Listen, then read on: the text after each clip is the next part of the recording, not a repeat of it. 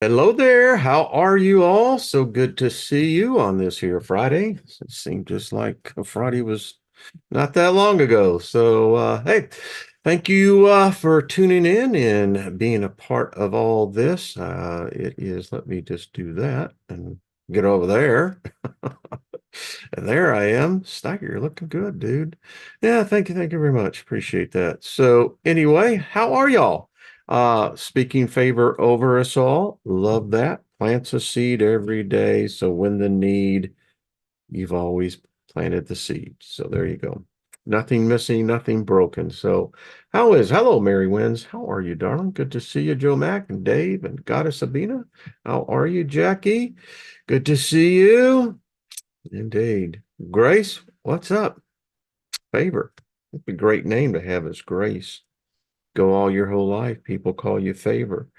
Jet, good to see you. And Seth, hello, Papa. Good to see you. Go all the way from Croatia. Like to give a shout out to Farzana, over there in Germany, getting her master's degree and learning a new language, German. You go, girl. Tell you, she is a remarkable individual, a spirit that, wow.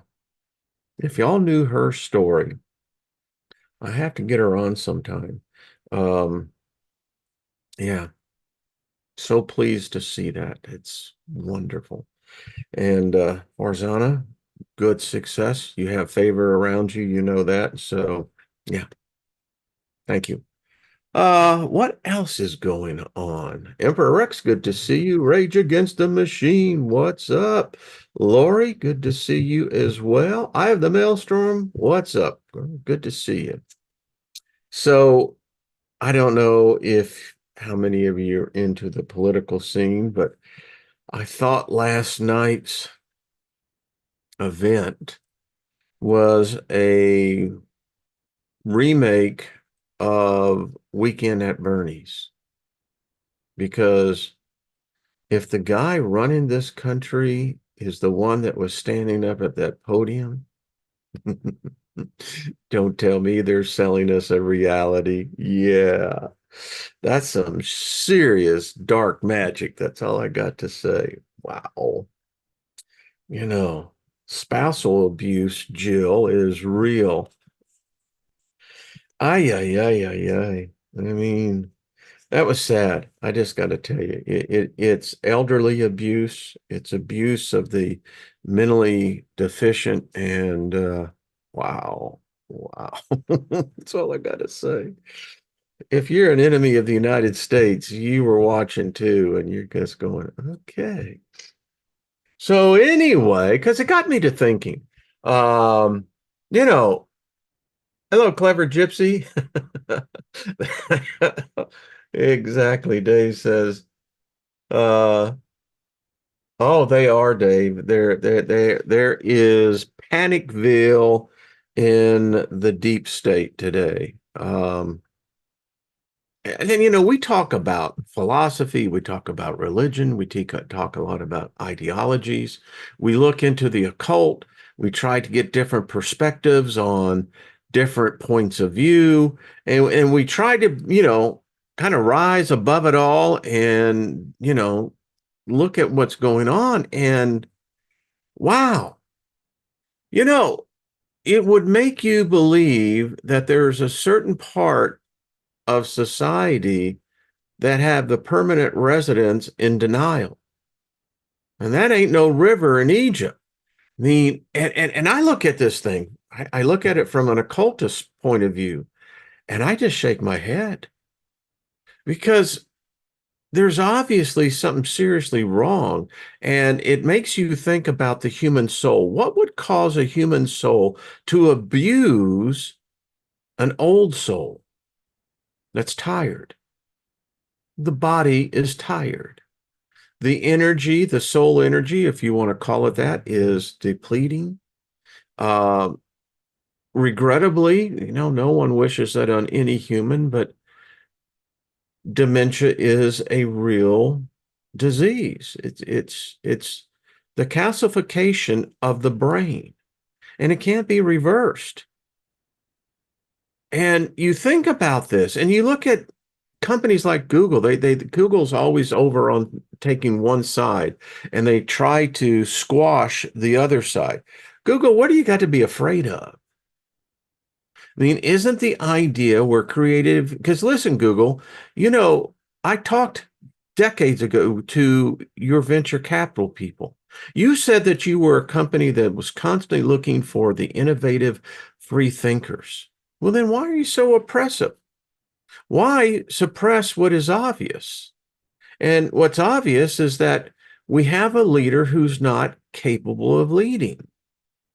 It's just the reality of the situation. Listen, if Joe Biden was not of the mental capacity to face prosecution for having documents that were illegal, he never had the right as a senator, he never had the right as a vice president, yet he had these classified documents in his hand. And you know, and what the whole thing was that apparently after the guy that was the supposed special prosecutor said, well, we can't prosecute him because he's old. His mind's not right. And now you got the whole thing with Merrick Garland, who is about to be arrested by the sergeants of arms of Congress for defying a subpoena. And that's what the Department of Justice can't figure out. Hey, DOJ, it's the Congress who's your boss, not the old feeble dude in the White House. And so they said they weren't going to prosecute him because he's feeble and old. Well, if he's too feeble and old to be prosecuted, he's too feeble and old to be running the country. Talk about witchcraft. There's some serious witchcraft going on in this Biden administration. I mean, I don't know who's casting the spells and who's making up the elixirs, but hey, knock it off. You're giving us, who really do the work, a bad name. And we are not abusers of the elderly who are infirm mentally. No, it's just the reality. And it got me to thinking, you know, I said, well, so here are two humans, right? One was in power, about to be in power again. One, you know, is in power, or he's not even, you know, the elevator don't go all the way up anymore. And I'm thinking to myself, all right, so souls, I mean, these are human beings. Now, we're told that lying is wrong. It shows lack of character.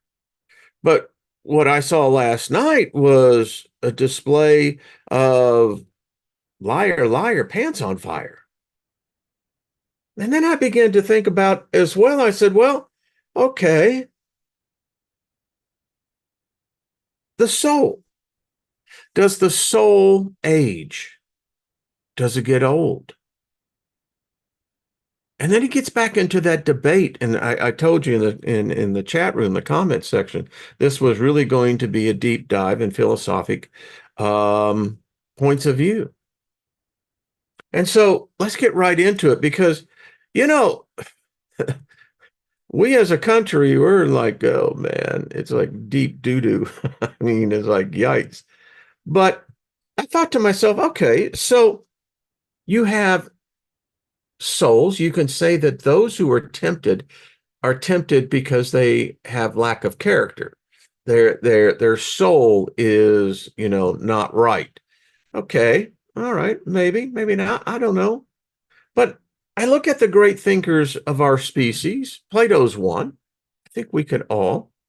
I like Bill and Ted, Socrates, you know, got to dig him. So I came upon this delightful little paper, and it's called Plato's 19 Proofs of the Immortality of the Human Soul. Now, remember, when Plato was around, there wasn't Judaism. There wasn't, well, maybe Judaism, well, it was in a form. Yeah, okay. We could say that there may be a correlation, but there was no Christianity. There was no Islam. There was, you know, basically in Plato's time, it was Hellenistic, you know? And so I thought, well, Plato, we're always talking about him in philosophy. He's up there with Aristotle's and Jung. I mean, it's one of the heavyweights. So I thought this is real interesting. So let's get right into it. Is man, and Mary, I'll be talking to you right now. Mary, are you immortal or not? Well, people back in Plato's day, almost 3,000 years ago, they were thinking about the same thing. They dug life. They liked getting laid. They liked getting high. They liked, having money. They liked doing their little trips. They're no different than us. They enjoyed the wine, the mushrooms, the cannabis. I mean, they were partakers of all that. Great thinkers come out of that. I know someone is listening going, my ass. Well, it's the truth. It really is. So, is man immortal or is he not? Plato contemplated this a lot. I'd love to have been in the forum where, they were having this kind of discussion. I mean, it could have gotten really far out. It says, if he's not, in other words, if you and I are not immortal, then what the hell? There's nothing to constrain us. All our disputes are mere amusements or trials of skill. In this case, truth, reason, religion, politics, which gives our discourses such pomp and solemnity, are mere empty sounds without any meaning in them. But if man is immortal, it will behoove him to be very serious about eternal consequences, or in other words, to be truly religious. Well, all right, Edward, that's from his Night Thoughts. So let's read this thing, and I think it's going to be interesting because we're going to see a lot of how I look at this, the 7 principles. An earlier article proposed that cataloging of Plato's various proofs for the immortality of the human soul. A fair effort to survey earlier literature has failed to uncover previous systematic attempts. The relative scarcity of studies on this topic generally is unfortunate and not a little puzzling, given how central the soul's immortality is for Plato's philosophy. And I'll just get where I was at. As a former Christian, as an ordained minister, one that was in, out evangelizing, it was the winning of the soul, wasn't the winning of the spirit. The spirit is never truly contemplating. We seem to be really hung up on this soul thing. And the soul has come in favor and has gone out of favor. But in this case, we're saying, well, there may be something substantive to this. And by the way, we're going to look at Plato's, and then we're going to go and look at the arguments against. As Plato's proofs are many and subtle, we shall proceed incrementally, adding a little by little to the present article until something like a thorough survey is accomplished. So some general points. First, we may, in this context, distinguish between 2 kinds of proofs. 1, logical arguments, and 2, experimental demonstrations. By an argument, we mean a set of propositions or premises which, by formal rule of logic, imply a definite conclusion, or a set of propositions that together increase the probability that a conclusion is true, i.e., the probabilistic argument. By demonstration, we mean an attempt by Plato to bring to our conscious awareness an insight by means other than logical argument.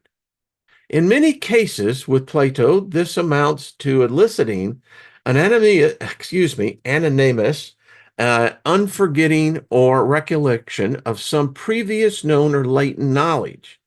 For example, we previously considered how Plato's contemplation of the form of the good in the Symposium can be seen as a demonstrative proof of the existence of God. Similarly, some passages of Plato seem intended to invoke in the reader an experimental awareness of the soul's immortality. Second, some of Plato's proofs are more distinct and easy to identify and characterize than others. What may at first seem a single proof may have several variations or senses that merit separate consideration. Here, inasmuch as we are approaching the topic at a data gathering stage, we will incline more towards separating than aggregating potential distinct proofs.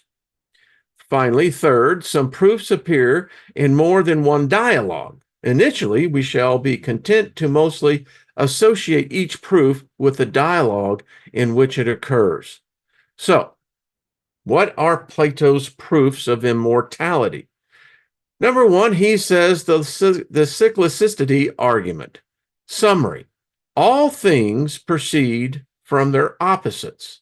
Just as death proceeds from life, life must proceed from death.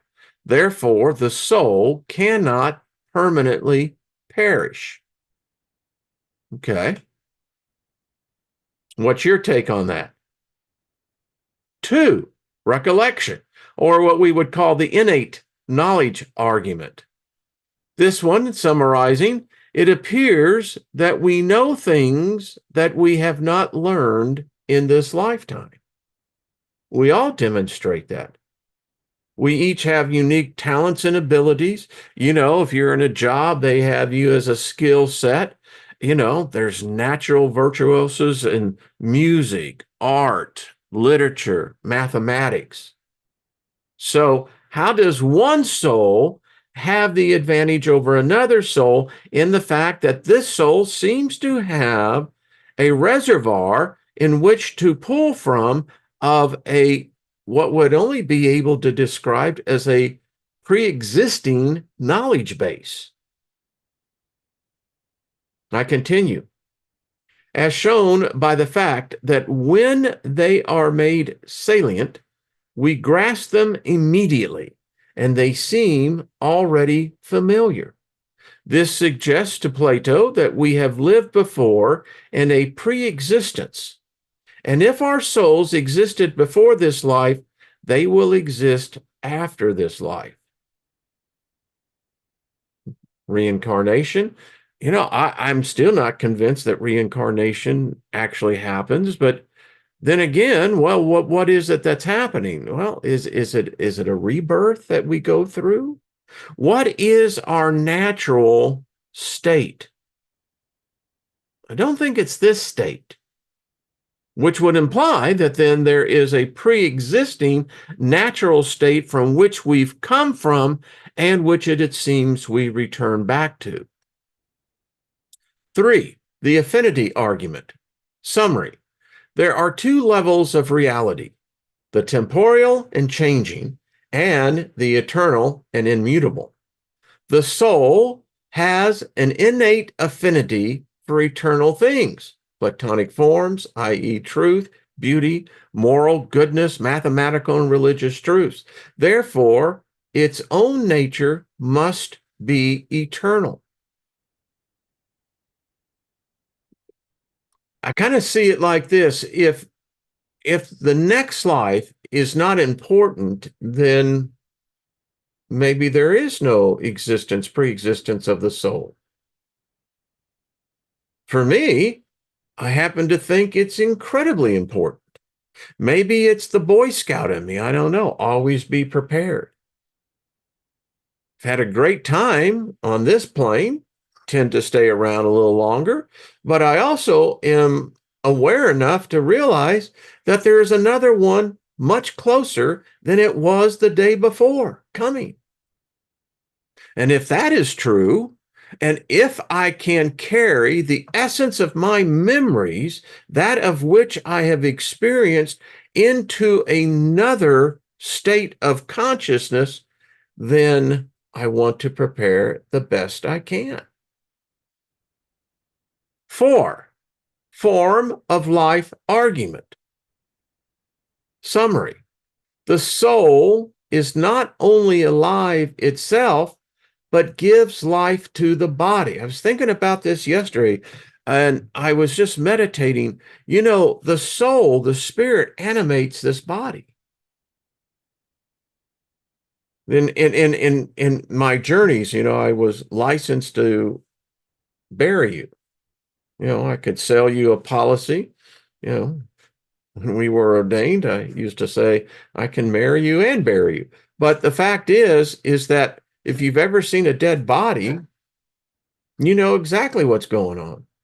There's nothing inside there anymore. And the body, without the spirit, without the soul, has no way of knowing how to act.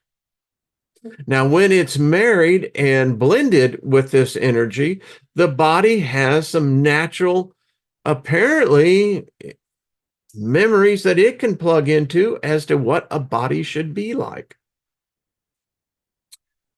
Yeah. Dividing principle argument. Summary. Everything has its own principle of destruction, unique to it and innate. For example, for a body, a disease, if a thing is destroyed, it is only by this unique endogenous principle.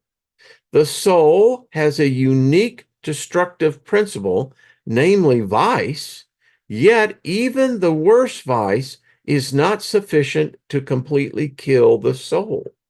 I mean, can you kill a person's soul? If a person commits suicide, are they inflicting death to their soul?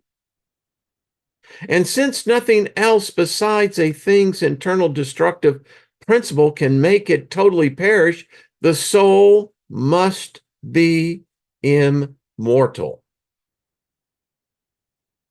I love these discussions. That Plato was a far out dude, man, no doubt about it. The justice argument. Unless there are rewards or punishments after this life, it would violate our innate sense of justice. I've said this before, and I've come to learn this. There's no judgment, folks. The only one that's going to judge you is you. No God, no angel, no demon, no savior is qualified, does not even legally have the right to judge you. If there is, in fact, this cosmic law or principle, you're not judged. The only one who's holding the scale is you. Plato gives the argument here, says, for example, an evil man could avoid punishment for misdeeds by dying. In short, an afterlife of the soul is required to reconcile our strong and innate sense of fairness with the seeming disregard of fate to moral justice in this life. I mean, if you have a mass murderer and they're surrounded and he decides to take his own life, or she, mass murderers don't have partiality and sexes, so he escaped justice, right? Now, our religious teachings say, no, no, no. He'll pay for it when he crosses over. And who's qualified to punish him? By what law? You say murder is wrong, but yet the state murders all the time. You have a nation who sends their young men and women to war, murders them. So where is murder righteous and where is murder evil? If you're telling me that the evil is taking of an innocent life, well, then every nation on this planet is a murderer. And you, as a citizen of that nation, you are by default a murderer or murderess. Many people serve a God that murders quite frequently, indiscriminately. They still worship him. You people out there that worship demons and angels, what the fuck are you doing? If they inflict pain on a human, why are you worshiping something like that? Think about it. How does your soul come into play with that? I'm just here discussing. Don't get your butt hurt. put on your big boy britches and sit down and join the conversation. The simplicity argument. Summary. A thing composed of many elements is susceptible to decomposition, but the soul is a single substance, uncompounded and hence incorruptible. So, if by this argument Plato is making, so if the soul cannot be corrupted, then what happens here? Well, all laws are made by man. We make them up. Now, we make them up to have order, a sense of stability within large groups of people. You have the society, you have culture. So if you go by the standard religious thinking, well, all humans have sinned. No. The soul, I have said this before, I come to learn this. The spirit is incorruptible. Now, I'm going with Plato on this, that, he's saying that there's a difference between the soul and the spirit, but it appears that the soul, if it is indeed blended with the spirit, how can one be corruptible and one not be? 8, the self-moved mover. While the soul moves the body and it moves itself, it is itself not moved by anything external to it. Since being destroyed would imply movement of some sort, the soul, not moved by anything extrinsic, cannot be destroyed and must be imperishable. In my ghost hunting and, all the gadgetry I have, and if in fact we're really picking up on something, our cameras all around the world seem to be picking it up. It doesn't seem that there's this judgment. Doesn't seem that there's this God. Doesn't seem to be the angels or the demons. It seems in many cases we're in a realm that's neither there but is always here. 9, universal interest and yearning. Diomedes' speech in Symposium revolved around the subject of immortality. Several senses of immortality are pursued, such as the begetting of children and the imparting of ideas or virtues to other people, leading up to the addressing of immortality in the religious sense. The overall drift is that human beings seem exceptionally interested in immortality and orient much of their lives to striving for it. This would not be logical unless immortality is possible. So we could step back on this one. So if there's this drive to be remembered, that's important. In many cultures, they have the Day of the Dead, remembering the dead. They have prayers to the dead, prayers for the dead. Catholicism is very big in that you can pray salvation for the dead. And of course, they have their place called purgatory. Some say that that's paradise. I don't know. But so we have this drive. They say that the reason why we procreate is that no matter what, you're going to leave a legacy upon our species, upon this planet. People die, they build monuments to themselves so that they'll be remembered, because it is said that when you think of a person who has died, they receive that energy. If you send positive energy, they receive it. If you're constantly in mourning or in grief and you just constantly you go deeper and deeper down, they say that you're drawing that individual down as well. All of that would suggest immortality. Now, religion is really big on immortality. If it wasn't for immortality, there would be no need for any religion, because religion offers the promise or the hope thereof of immortality. And they go so far as to convince you that there is either going to be this wonderful thing or this very bad thing. A lot of time and money spent in that. Proof via purification, a proof of demonstration. One who is suitably purified, intellectually and morally, may obtain immediate awareness of the soul's true nature and its immortality. Now, in my past, I understand about the customs, the rites of purification. And in many of the occult practices, there are purification ceremonies, rituals. Now, what are we purifying? The body? No.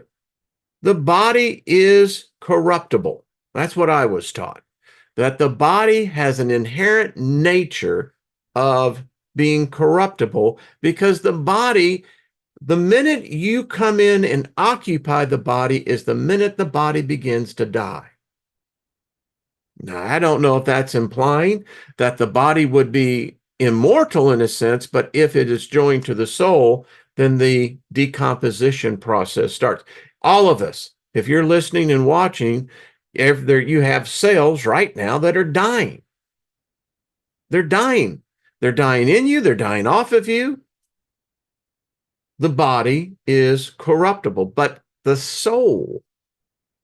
Now, does the soul need to be purified? Can the soul be purified? And if the soul needs purifying, can a spirit be purified? Does a spirit need to be? It would seem that there's a sort of illogicalness here, but again, one who is suitably purified, intellectually and morally. Now, I could sit here, we could have a round table on, well, so what does it mean to be intellectually or morally purified? What standard of morality am I supposed to be following here? And who made the rules to begin with? And if he or she or it made the rules, does it follow the rules, or does it go by the idiom, do as I say, not as I do? And who is to say one person compared to the other is more morally elevated than the other? No man can pierce the thoughts of another person. Can't do it. You have tricks and you have other aspects of potentially reading minds, but no one can read the soul. I doubt no one can read the true mind. Sacred places. The replenishment argument.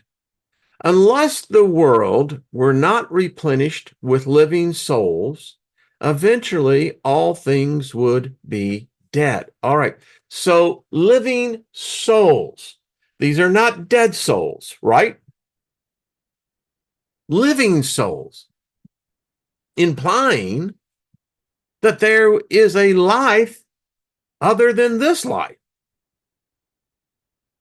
And it seems odd that the earth needs this replenishment of living souls. And are we merely talking about Homo sapiens here? Are we not talking about the animal kingdom, the plant kingdom? Or are they soulless? Don't think so. Rather, the world is continually replenished with living souls who must exist somewhere outside of this world before entering. Socrates put it, if all things that have life should die, and when they had died, the dead should remain in that condition, is it not inevitable that at last all things would be dead? Whether this is merely another statement of or implicit on it, a cyclicity argument is a topic of further discussion. So it bears this. So what's happening? If you go by the reincarnation and you say that the soul experienced the death of the body and separated, then does the soul ever die? If death of a body, is that truly what death is? Is that the only definition of a definition for death? Are there different types of death, different degrees, different levels of death? If death is the sensation of the body, then is death also the sensation of the soul, the mind? How powerful is death really? Does death only have the power to decompose the body? Is the soul immune from death? Does the soul rule death? Can the soul kill a spirit? How powerful really is death? If death is merely limited to a physical, temporal plane of existence, then death is limited within itself. Oh, death, where is thy sting, right? Afterlife testimonies. If we take the myth or error literally, then it purports to be an eyewitness account of someone who has personally observed the extra mundane life of souls. It seems fairly clear that Plato intended us to take the myth more than literally. Nevertheless, and we'll have to get into this, be fun to read next week. Nevertheless, it does serve more or less as an implicit reference by Plato to the genre of survival testimony, of which numerous examples, ancient and modern, exist. We call them near-death experiences. Are all of them near-death? No, but there is enough that simply says that people are going somewhere, and when they're drawn back in, they come back into this realm. So it would identify. And what are we identifying? Are we identifying their soul or their spirit? Now, I always found in my Bible training that in Hebrews 4:12 talks about the power of the Word of God. But anyway, it says that it's powerful enough to cut asunder the spirit and soul, the bone and the marrow. Clearly implying that there is this unionship of what this soul and the spirit is. Is a spirit that loses its soul, does it wander aimlessly? Does it have no longer any purpose? Is the value of the soul far more greater than what any of us have even begun to conceptualize? It seems that the gods that we have created, that's what they're in the game for, is to collect souls. You can sell your soul to the devil. You can sell your soul to Jesus. I mean, it's the same thing. If you're giving up your soul, then why? And here's a good one. If you've given up your soul, can you get it back? Trusted authority. Among the Plato's lesser arguments for soul's immortality is an appeal to authority. Honored and trustworthy figures of the past have taught it. The wisest and best of men are the most confident of the survival of souls. So if you are so deliberate in your deception, your deceiving, if you're a political party, that all you do is propagandize. That's what our government does. They should rescind that law. They should put it back the way it is, that the government cannot propagandize. Why? Because the government's lying. You want to know why no one trusts the government? Because they're liars. And we look at the politicians, they're liars. So if these men and women who lie with proficiency and have not a second thought of deception or deceiving because of the greed that they want to keep power and to be above everyone else, do they have a soul? Are they soulless bodies? Are they soulless spirits? That their only purpose in here is to feed off this living souls because they lost theirs. They don't have a soul, but they can inhabit a body. What do you think? We've seen enough of what I would call the soulless ones.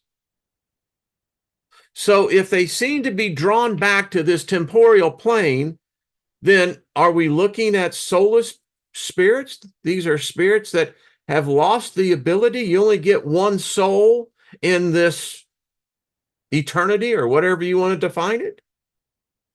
And if you lose your soul, then you are a sorry ass spirit. You stink. You bring your stinky ass back here to earth. You get back into a body and you just do stinky ass things. Tradition and custom. Widespread or universal tradition implies that beliefs in immortality is in our common human nature.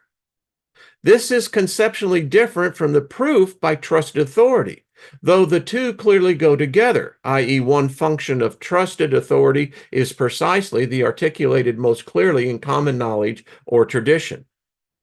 This author said, I do not have a definitive source for this in the dialogues, but included it here tentatively because another source mentioned it in connection with Plato.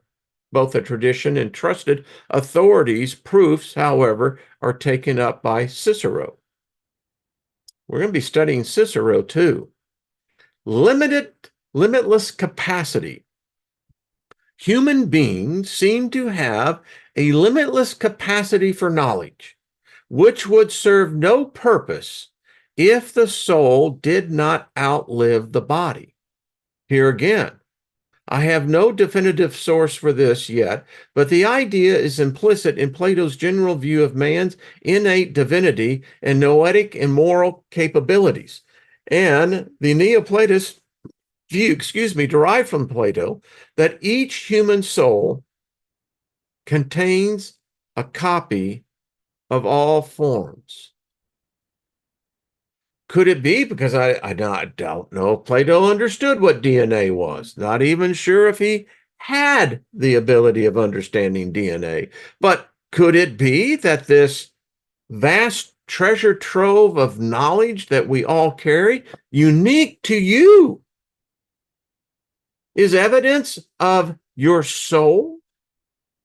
That this is how you imprint the body? Life is in the blood. Is there this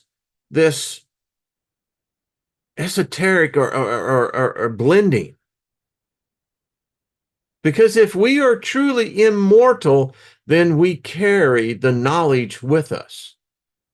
Now, are we playing this game with ourselves that we come in and out of these emanations, these incarnations of ourselves?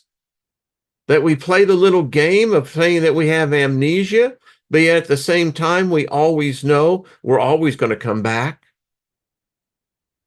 And as we go through each reiteration of a life, we merely amuse ourselves to see how much did we really remember.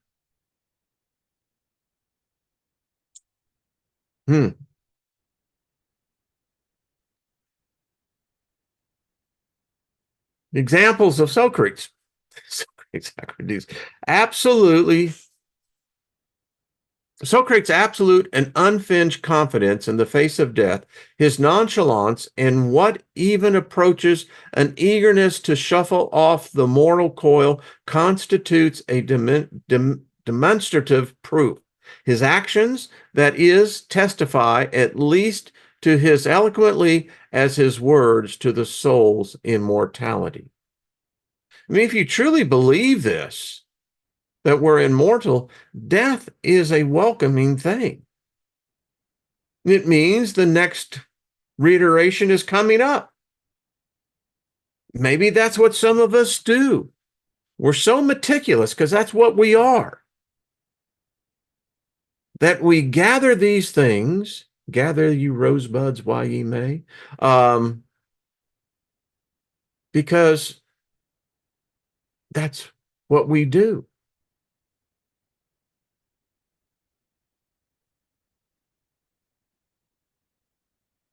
Socrates also believed in his confidence in mortality as intently concerned to convince others of it. Such benevolent zeal is indicative of well-founded sincerity and possession of an important truth. I mean, what could be more beneficial to the next generation in telling them, listen, don't listen to these religious fools. You're immortal. You're here for a purpose. Every life means something. That's why I think our oppressors are afraid of thinkers like us. We challenge them, because one day we'll overcome them if we haven't already. One reason Socrates gives for his confidence is that his habitual sign, or daemon, which customarily warns him in case of danger, did not oppose him in attending his trial. This, Socrates, fully expecting a death sentence, took as strong evidence that his execution posed no harm, insofar as Socrates believed his sign and is a trusted source. This constitutes evidence for the immortality of the soul. Moreover, insofar as from the testimony of others, we are persuaded of the sign's trustworthiness independently of Socrates' own evaluation of it. That is additional positive evidence for immortality. So, now, we do have the arguments against the immortality of the soul. I wanted to get down in here because I thought this was something. Objection 46 contains further arguments against the idea that the intellective soul is a special type of soul. If the introduction of the intellective soul implies a generation of a different type of soul, why is man distinguished from the rest of the animals according to species and not genus? It does not seem, Cardano tells us, that between the intellective and the sensitive soul, there is a distinction of genus, similar to the one that separates the vegetative from the sensitive soul.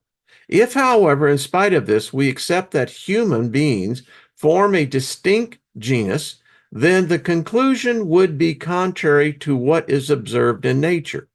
For there would be many different human species as well as profound morphologic differences. This argument, which strengthens the avarice theory of the unicy of the intellect, had already been included by Thomas Aquinas among the reasons that seriously challenged his thesis of the individual immortality of the soul. In the Summa contra Gentiles to 1180, for example, he dwells on it more than Cardano does here. And he analyzes its implications in greater detail.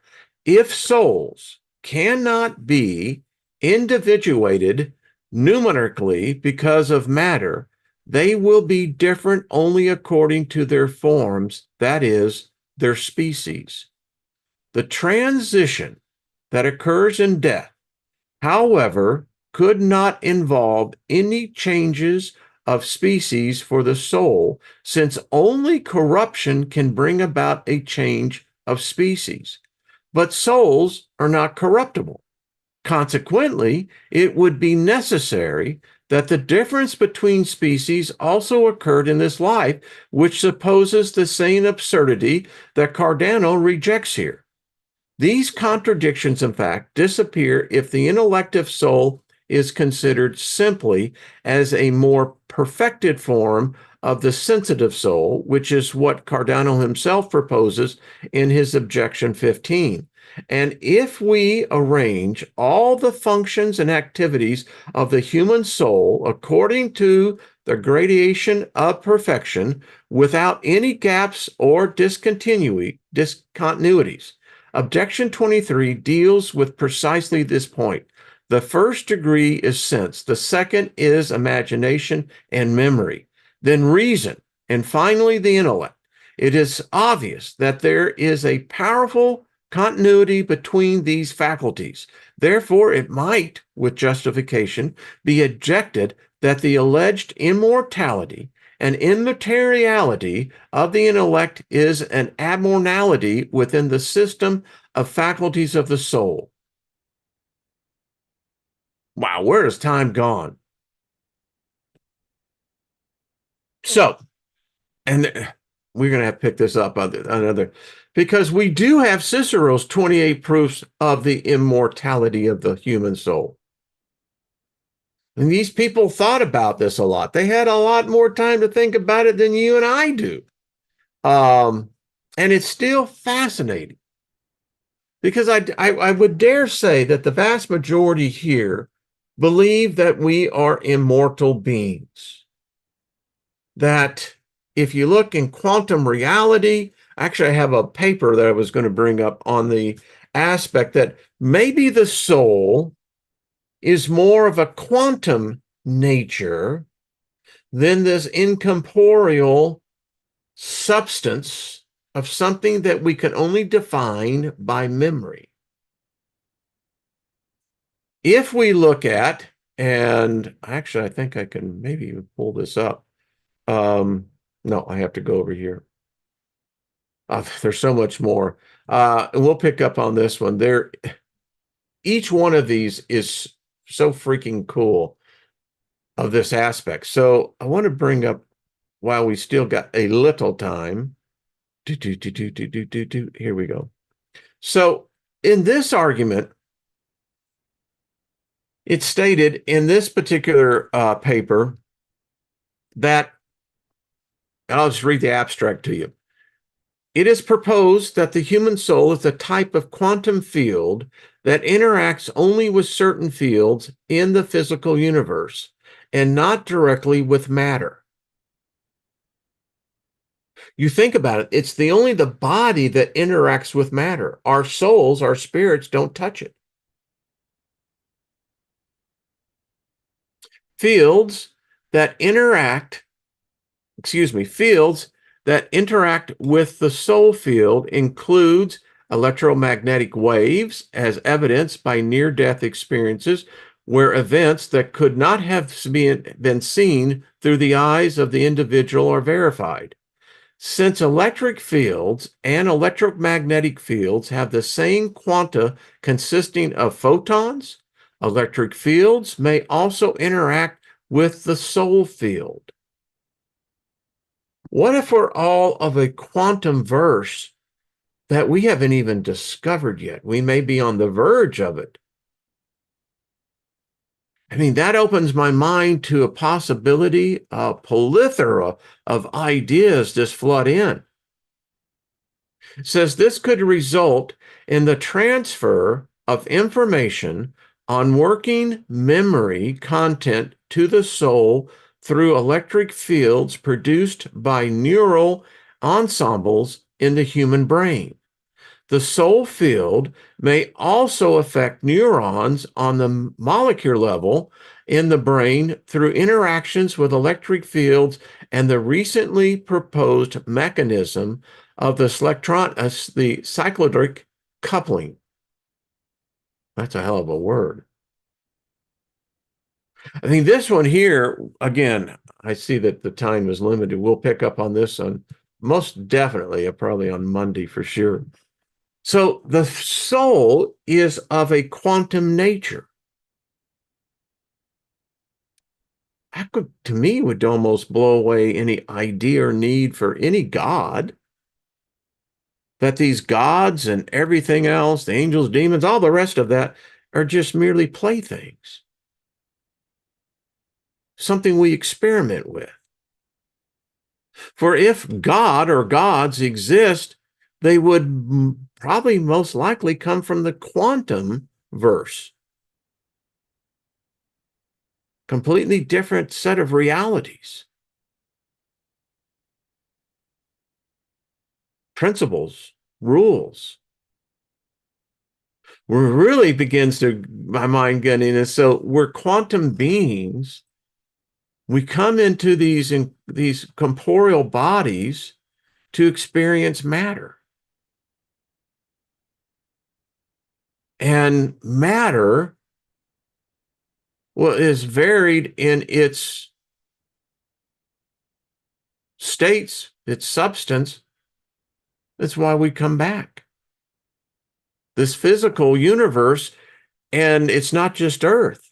I have maybe the idea that the quantum verse is so much more bigger than any universe. I don't know. Um, Thank you, Paul Joe. Chris says 0 point in every cell, soul resides there. It's a good point. I mean, I've questioned, so where does consciousness reside?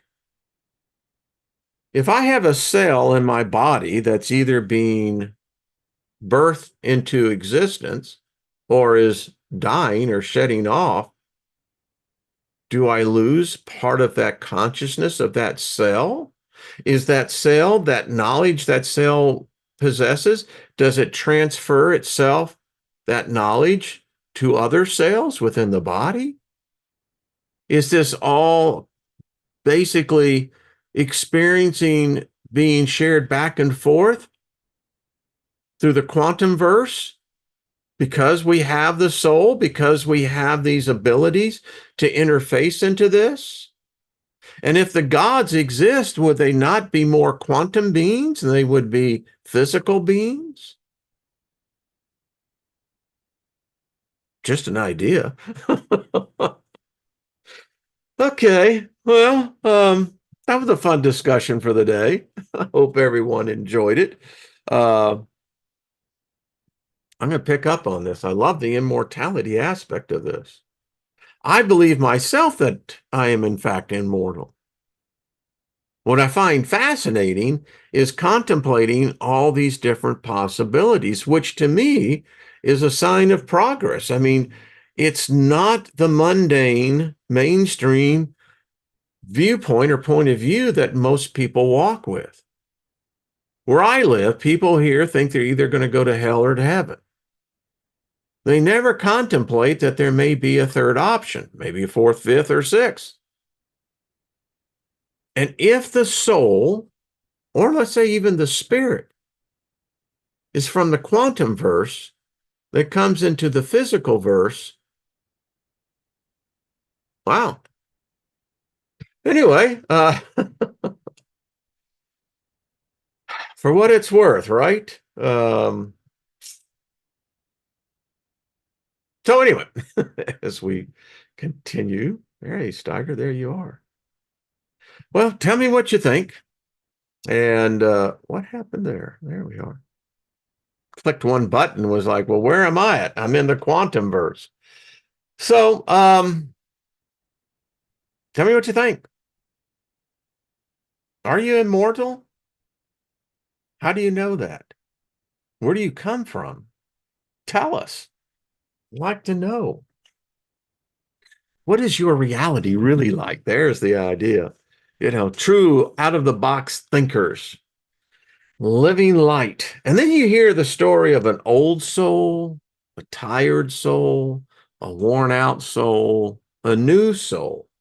Is there any, is it even possible to have a new soul? What would a new soul look like? Don't know. Anyway, did the chat just stop? Is that what I'm seeing here? Did everyone just go away? Nobody here's talking anymore? Okay, that's cool. Well, for what it's worth, everybody, I hope you've had fun. I don't know, is this still live? It says it's live. That's what it says. Well, all right, so have a good one. Have a great weekend. I'll see you hopefully on Monday. I know next week is holiday week here. I don't know if it's in the rest of the nations, but any case. So have a good one. Love yourself. In the end, if you don't love yourself, you can't love anybody else, right? Indeed. All right, folks, thank you for tuning in and turning on. And favor be upon you this weekend. Have fun. Go out and enjoy yourselves. I hope you're doing that anyway. All right, till we see you again.